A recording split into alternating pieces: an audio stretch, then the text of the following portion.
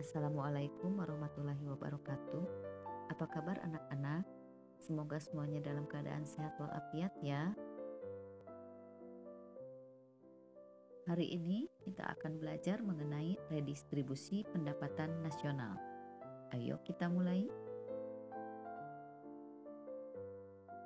Perhatikan gambar-gambar berikut ini.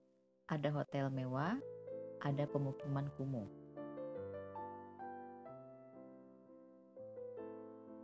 Kemudian gambar berikutnya, ada mall yang megah dan ada pasar tradisional. Apa yang dapat kalian ungkapkan dari gambar-gambar tersebut, anak-anak? Ya, dari gambar itu kita dapat melihat pendapatan masyarakat Indonesia sangat beragam. Terdapat perbedaan besaran pendapatan yang diterima oleh kelas atas dan kelas bawah. Bila dibiarkan, hal ini akan berdampak negatif seperti munculnya kemiskinan, kriminalitas, dan penyalahgunaan narkoba. Untuk mengatasinya, maka diperlukan pendistribusian pendapatan dalam masyarakat secara adil. Sebelum mempelajari bagaimana pendistribusian pendapatan, kalian perlu memahami pengertian redistribusi.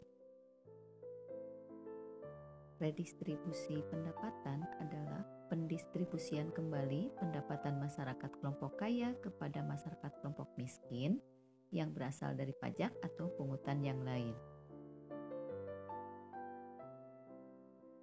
Redistribusi pendapatan merupakan salah satu bentuk jaminan sosial yang dilakukan negara kepada masyarakat.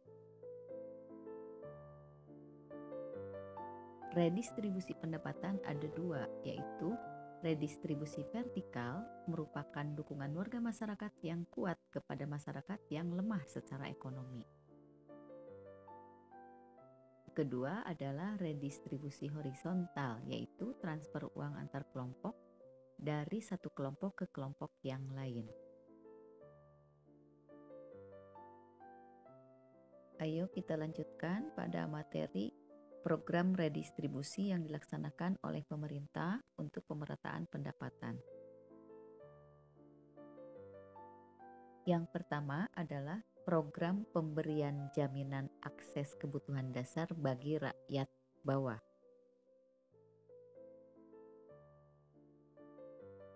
Ada bantuan langsung tunai, ada program keluarga harapan, dan ada bantuan operasional sekolah. Yang kedua, ada program kredit lunak dan penjaminan kredit berbasis komunitas, yaitu memberikan pinjaman kepada rakyat dengan program KUR, kredit untuk rakyat. Yang ketiga, pengembangan usaha atau industri kecil. Alasan usaha kecil harus dikembangkan: 1. Menyerap banyak tenaga kerja. 2. Pemerataan dalam distribusi pembangunan. 3. Pemerataan dalam distribusi pendapatan.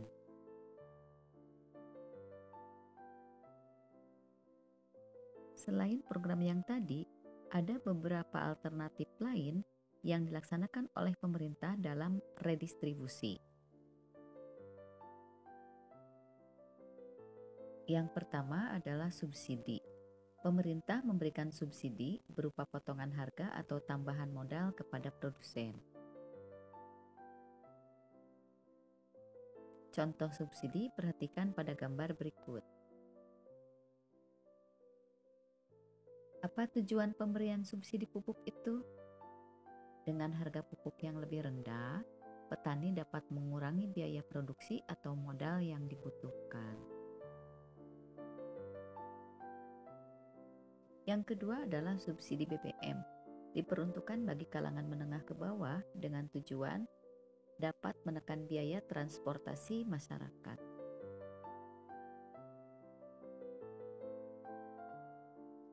Alternatif selanjutnya adalah pengenaan pajak. Terdapat banyak jenis pajak di Indonesia. Pernahkah kalian melihat orang tua kalian membayar pajak?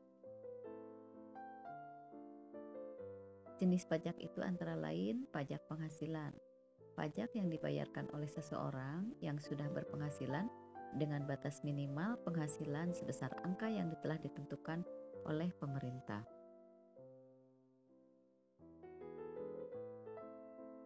Yang kedua, pajak kendaraan bermotor. Dibayarkan satu paket dengan perpanjangan masa berlaku STNK. Jenis pajak yang selanjutnya pajak bumi dan bangunan.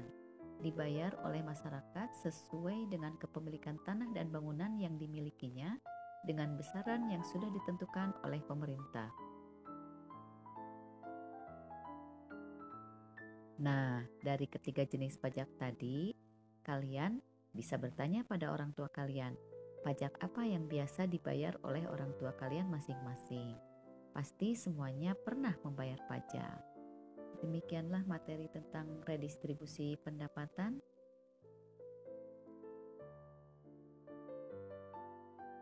Semoga bermanfaat. Wassalamualaikum warahmatullahi wabarakatuh.